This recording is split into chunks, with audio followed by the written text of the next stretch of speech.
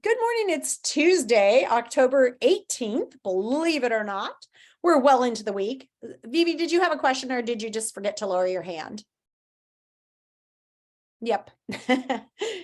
Okay. Please turn on your screen if you're one of my kids who is supposed to have their screen on. And today we're just kind of going along with a few things that we've done before. So in language arts, we're on to a new lesson. Yesterday, you were supposed to submit the quiz. I would say about half of you submitted yesterday. So maybe going back in and submitting that quiz is a really great idea. This is lesson 2.07, and we actually went through this lesson already to do the writing part. So when you get to about page 6 or 7, it's going to look like something you've seen before because it's got that editing lesson in it. The assignment for 2.07 isn't due till tomorrow, but frankly, you've already done it. It's to submit your story that we submitted last week.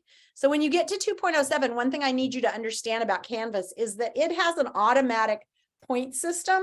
So I can look at how much you submit and whether you get points for it. So every time you submit an assignment, the computer gives you points. If you don't submit an assignment, it does not give you those points and you end up having a low score in Canvas. That's not a terrible thing if you're doing the assignments, and I know that. But if I don't know whether or not you're doing the assignments, if you haven't been communicating with me, then I just have to presume you're not doing the work, and that becomes an issue. All right. So if you're a kid who's working really hard on Canvas, please make sure you're submitting the assignments because it gives you credit. So even though you've already written the story, if you don't submit anything for assignment 2.07, it's going to take 20 points away from you on your grade. If you submit something that says, Ms. Laws, I shared my story with you, then you instantly get those 20 points just for submitting. Any questions about that? So, when you send me an email and you're like, I submitted that, that's nice, but I can't promise you that I can remember to go in and enter grades for each one of you on that. I can override the grade system and add points, but it's helpful if you guys do that, if you do your own submissions. So please submit something for 2.07 saying that you shared your story with me.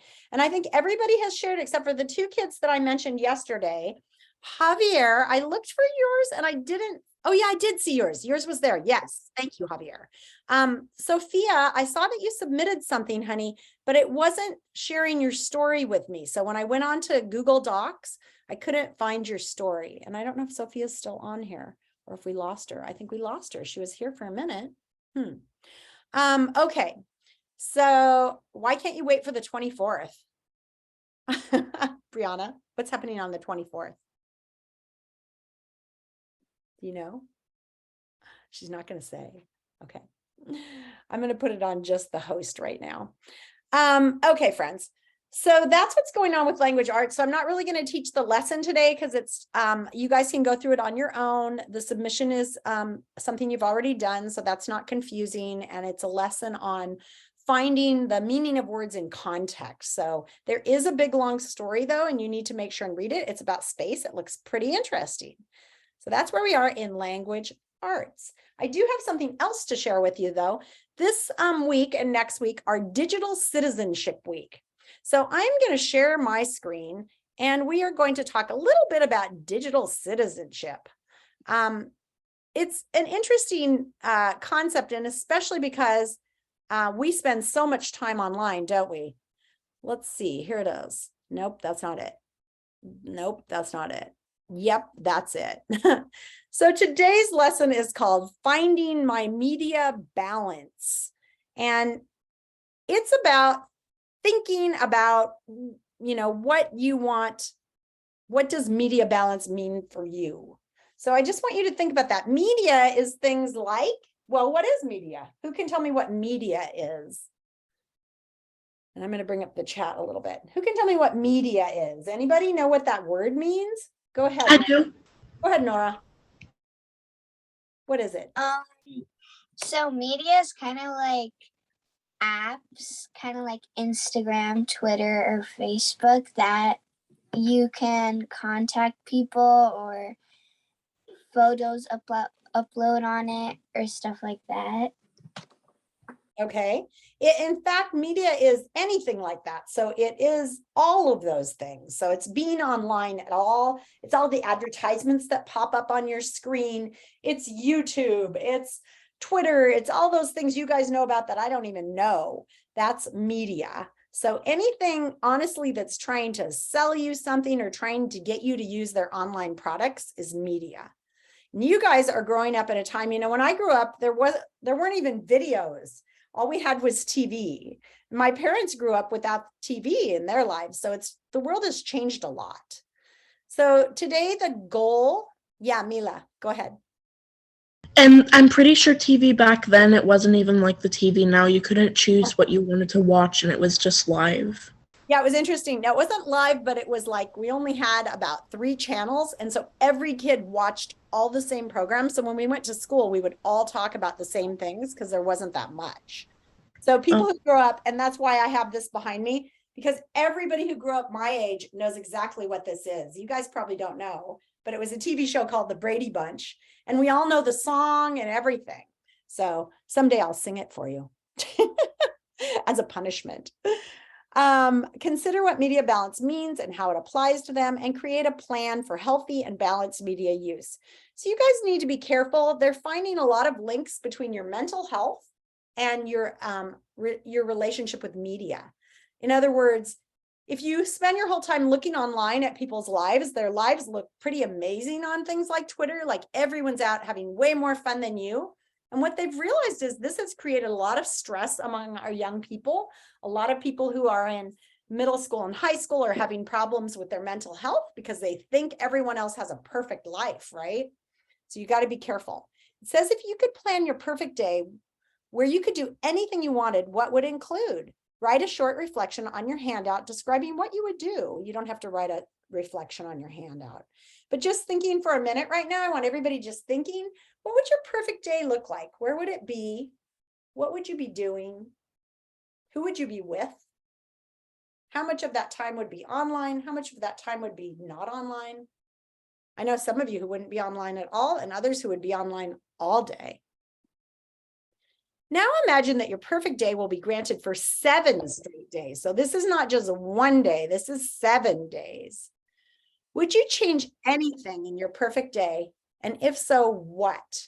So Sophia, I think you got kicked out. If you're just joining us, we're thinking about our online lives. So how much do we balance the media and it's not just media, isn't just computer. It can be advertisements on the television. It can be the magazines you read, the newspaper you read. So we're thinking about how you would balance that. So if you imagine your perfect day will be granted for 7 days, how would it change? Is there anybody who can think about how it would change? Like if you thought about your perfect day being online all day playing games, would you do that for 7 straight days? Yep. Or would that change? Or even like if your perfect day was to hike outside, would you do that for 7 days? Or would you want to have some days where you came home and called people on the phone and watched a TV show and had a little bit of media in your lives? Right? Is there anybody who wants to share out how their lives would change with 7 days? Megan? I would probably, because my dream day was going to Disneyland with all my family, because the last time I went, I was like a baby, so I don't remember much, but I would probably change one of those days or a few of those days for instead of like spending all day at the park, maybe spending a few hours at the park and then going home to like chill and stay at the whatever place we're staying at. Nice. Nora? Nice. Sharing. I would like to go hiking with the whole family. From my mom's side, because they're the most, like, they're basically the most that are with me. Okay. But that would be like camping and stuff like that. But after like 3 days, I would get tired, so I just want to like chill and go watch something on TV on the couch. A little bit of media, so you're just balancing those things, right? Yeah. Okay. I see, is that Vivi's hand raised? I can't tell what you are because you're a big owl. Okay, Vivi. I would honestly stay at home all day, mainly because I don't have the energy to go on a big hike. Yeah. Yeah, I'm pretty. But if you had 7 days, would you maybe go for a walk? No, I'm No. tired. Okay. I can always sleep and eat. Okay. How about you, Mila? How did it change when you had 7 days? My dream day would probably be like going on a vacation, but if I was like gonna do that, I would probably want to spend some time at a hotel or something like that. And maybe even you'd check your email or something like that while you're on vacation and do Although go ahead. I feel like normally when I do go on I feel like normally when I do go on vacation, it's kind of funny because we normally never really take like breaks because since vacations are like so expensive, my parents try to like get the most of it and we almost never have like a break day. We do that too. And one year my kids said to me, "Can we just go on a vacation and sit on the beach? We're always going." You poor thing. What do you think of when you see these images and what do they show? So what do you see in those images, guys? Anybody who hasn't had a chance to talk want to talk? Yeah, Eli. The first picture, I think of time when I look at Time. That's interesting. How about you, Sophia? I see your hand raised. balance. Balance. Okay. Balance. All the parts are in the correct, though not necessarily equal proportions. So when you have a balanced life, that means you eat right, you exercise, you communicate with friends, you do some studying, right? According to the video, what is media balance? Let's take a look. Every day, we make Can you guys hear it? Okay. choices about what we do. We choose what we eat. We choose what to wear. And we make choices about the media we use. And these choices affect how we feel. Some media choices make us feel happy, curious, or excited. Other media choices help us feel loved. But others could make us scared, or stressed out, or even angry. So, what is media balance? It's about making healthy media choices. Thinking about what you choose, when you use it, and how much of it you consume. Then thinking about how these choices make you feel, because making healthy media choices is different for everyone. And remembering that sometimes the best media choice might be no media at all. So, what does media balance look like for you?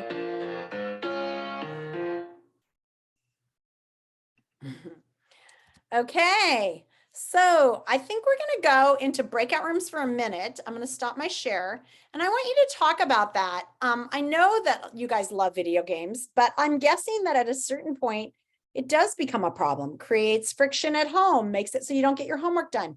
So I'd like you to go into breakout rooms and talk for a little bit about media balance, times in your life when it has been balanced, times when it hasn't, sites that make you feel good, sites that are pretty scary. Okay, and we're just going to be in breakout rooms for 5 minutes. I'm going to put you just in like, how many of us are there? 17. So I'll put you in 4 breakout rooms and that'll be 3 to 4 people per room.